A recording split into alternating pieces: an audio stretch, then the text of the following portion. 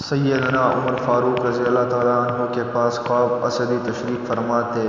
ایک خاتون آئی اور آ کر کہنے لگی، امیر المومنین، میرا خاوند بہت نیک ہے، ساری رات تہجد پڑھتا رہتا ہے اور سارا دن روزہ رکھتا ہے۔ اور یہ کہہ کر خاموش ہو گئی۔ عمر رضی اللہ تعالیٰ عنہ بڑے حیران کہ خاتون کیا کہنے آئی ہے۔ اس نے پھر یہی بات دہرائی کہ میرا خاوند بہت نیک ہے، ساری رات تہجد میں گزار دیتا ہے اور سارا دن روزہ رکھتا ہے۔ اس پر قعب رحمۃ اللہ علیہ بولے، اے امیر المومنین، اس نے اپنے خاوند کی بڑی اچھے انداز میں شکایت کی ہے۔ کیسے شکایت کی؟ امیر المومنین، جب وہ سارے رات تہجد پڑھتا رہے گا اور سارا دن روزہ رکھے گا تو پھر بیوی کو وقت کب دے گا؟ تو کہنے آئی ہے کہ میرا خاوند نیک تو ہے مگر مجھے وقت نہیں دیتا۔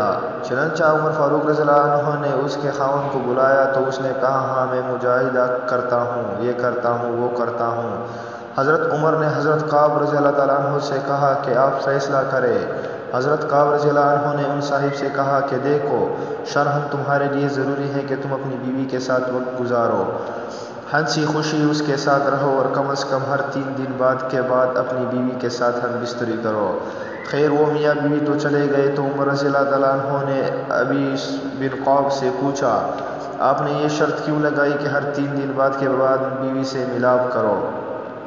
انہوں نے کہا، دیکھیں اللہ رب العزت نے مرد کو زیادہ سے زیادہ 4 شادیوں کی اجازت دی، چنانچہ اگر 4 شادیاں بھی کسی کی ہو تو وہ 3 دن کے بعد پھر بیوی کا نمبر آتا ہے۔ تو میں نے کہا کہ تم زیادہ سے زیادہ 3 دن عبادت کر سکتے ہو، 3 دن کے بعد 1 دن رات تمہاری بیوی کا حق ہے، تمہیں گزارنا پڑے گا۔ تو دیکھو شریعت انسان کو کیا خوبصورت باتیں بتاتی ہے۔